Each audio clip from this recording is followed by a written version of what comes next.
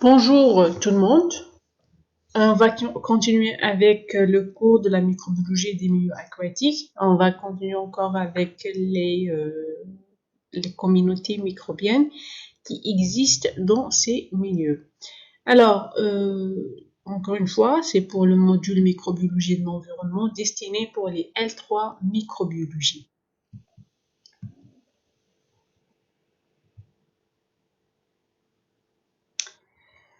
Les virus. Les virus, c'est l'entité biologique la plus abondante dans les écosystèmes aquatiques. Elle est beaucoup plus importante que les champignons et que les bactéries.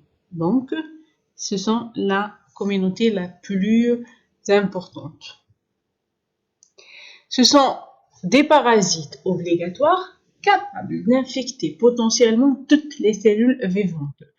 Cela est valable que ce soit des virus terrestres qui existent sur la Terre ou bien des virus aquatiques. Donc leur présence a des conséquences, et leur présence et leur activité bien sûr, des conséquences sur la structure, le fonctionnement des écosystèmes aquatiques qui sont considérables. Donc ce n'est pas quelque chose de négligeable, mais quelque chose de très important. Donc la présence des virus, l'activité qui exerce ces virus a un impact sur la structure et le fonctionnement de tout l'écosystème aquatique. L'écosystème aquatique, c'est l'ensemble des organismes vivants. Comme fonction, les virus font le recyclage du carbone. Donc, c'est quoi ce recyclage du carbone? C'est simple. C'est quand la cellule hôte est lysée. Cette cellule hôte peut être n'importe quoi. Les virus vont libérer des débris cellulaires. Ces débris cellulaires, qui sont riches en éléments azotés, en phosphore, carbone, etc., ce sont des éléments qui vont être utilisés par les bactéries et par les phytoplanctons. Bon, les bactéries, ce sont les décomposeurs dans la chaîne trophique, et les phytoplanctons, ce sont des producteurs. Et les deux composants, les deux éléments de la chaîne trophique vont utiliser ces débris qui ont été libérés grâce à l'activité des virus et vont utiliser ces débris comme éléments nutritifs pour leur croissance. Donc cette activité virale a transformé le carbone particulaire en carbone dissous qui peut être utilisé par d'autres organismes tels que les bactéries ou les phytoplanctons pour leur comme nutriments.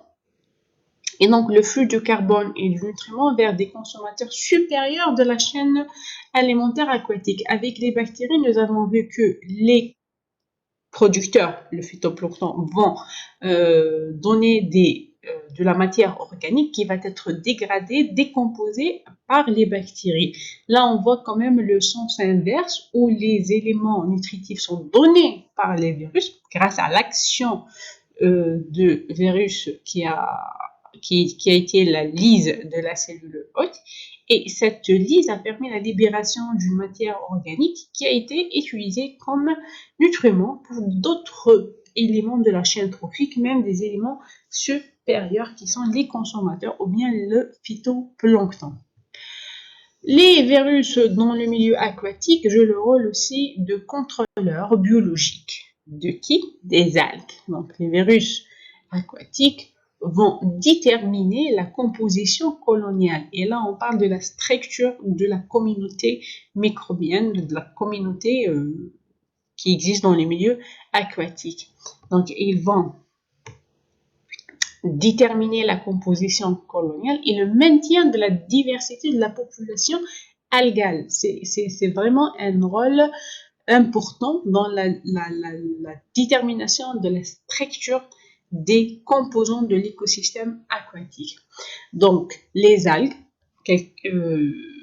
des algues sont responsables d'une efflorescence algale qui est une prolifération relativement rapide de la concentration d'une ou de quelques espèces d'algues dans un système aquatique.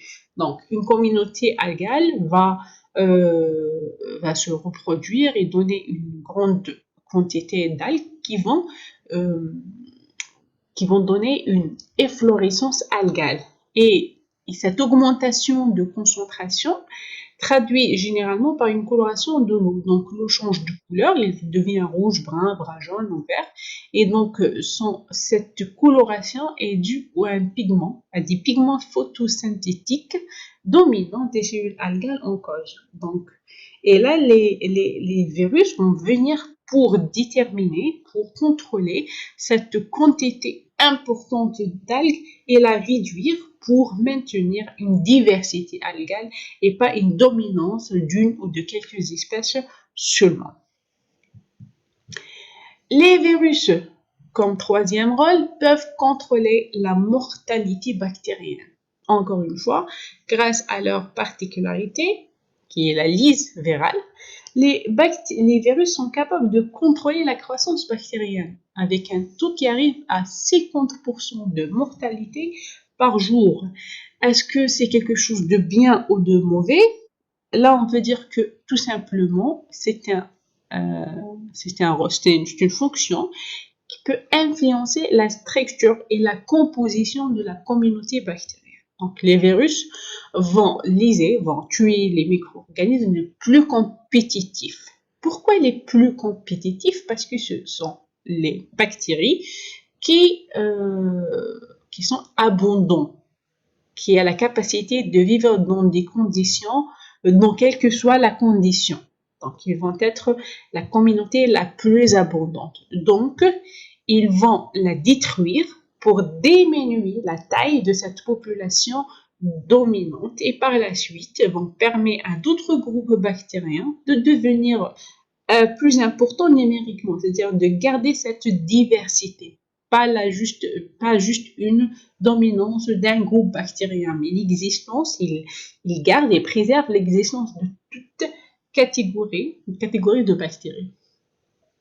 Donc, et plus on diminue un groupe bactérien dominant, on aura un autre groupe bactérien qui va être dominant. Les virus vont venir encore une fois pour lyser, pour provoquer la mort cellulaire de ces bactéries, et là, ça va être réduit. Et donc, la lyse virale exerce à une intensité plus forte que sur la population algale et permet la coexistence de populations moins compétitives et minoritaires, tout en maintient la diversité bactérienne. Autrement dit, si on va détruire, on va pas détruire, on va diminuer la quantité de ce groupe compétitif dominant, on va créer une richesse, une diversité bactérienne, on va permettre l'existence et la coexistence des populations qui sont moins compétitives et minoritaires. Donc, en quelque sorte, c'est une égalité, c'est un maintien, c'est le maintien, de la diversité bactérienne au sein de la population bactérienne aquatique. Le troisième composant de la communauté microbienne aquatique, ce sont les champignons. Alors, les champignons marins sont des organismes microscopiques eucaryotes pluricellulaires. Les champignons de la mer sont définis selon leurs besoins environnementaux et physiologiques. 99% des champignons marins, fongiques, trouvés dans le milieu marin sont marines facultatifs.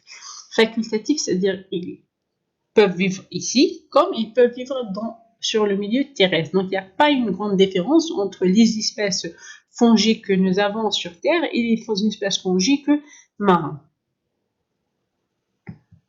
dans le milieu aquatique. Alors, les champignons aquatiques sont classés selon leur mode de vie. Champignons saprophytes.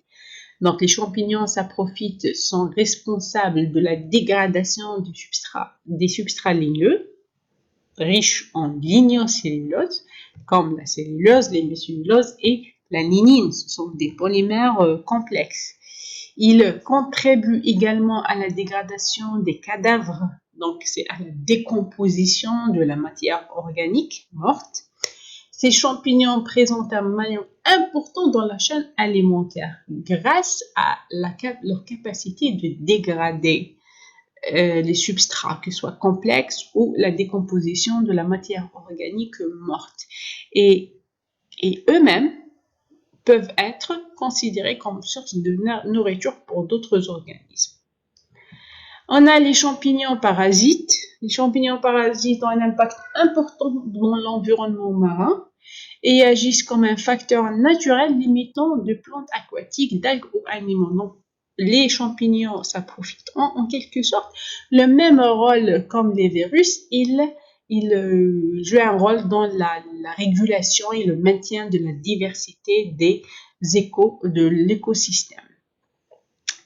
Les champignons parasites aussi sont capables de provoquer des sérieuses infections chez les invertébrés marins et affectent le développement des œufs et des larves du crustacé. Donc, ce sont en quelque sorte pathogènes et provoquent des maladies.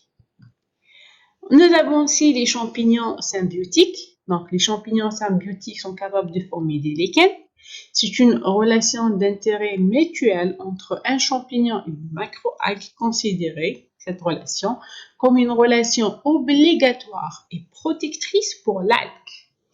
Donc, les champignons symbiotiques colonisent et forment des structures communautaires sur le substrat vivant et mort submergé dans la mer en donnant des avantages à ces substrats vivants. D'un autre côté, si nous avons parlé des bactéries et des champignons et des virus, c'était des micro-organismes, des organismes qui vivent relativement à la superficie des milieux aquatiques, mais ça existe une autre composante de la communauté microbienne des milieux aquatiques, ce sont les prokaryotes benthiques et ce sont les micro-organismes qui se trouvent aux profondeurs où les conditions sont difficiles. Donc, ce sont associés, ces micro-organismes associés à des particules et à la matière organique. Donc, leur présence est limitée. Elle est conditionnée avec la présence de la matière organique. Leur structure est liée à la teneur en carbone organique et à la teneur en chlorophylle. En absence de ces deux éléments, on ne peut pas avoir une structure d'une communauté des prokaryotes. Donc, leur distribution dans la colonne sédimentaire dépend essentiellement de leur métabolisme, c'est-à-dire de leur capacité à vivre dans les conditions difficiles, manque d'oxygène, manque de nutriments, manque de beaucoup de choses qui va créer des prokaryotes extrémophiles. Et enfin, le développement et la diversité de ces communautés dépendent de deux choses, de la granulométrie et du potentiel redox, ce qui va limiter vraiment leur diversité ou leur nombre. Merci pour votre attention et à la prochaine.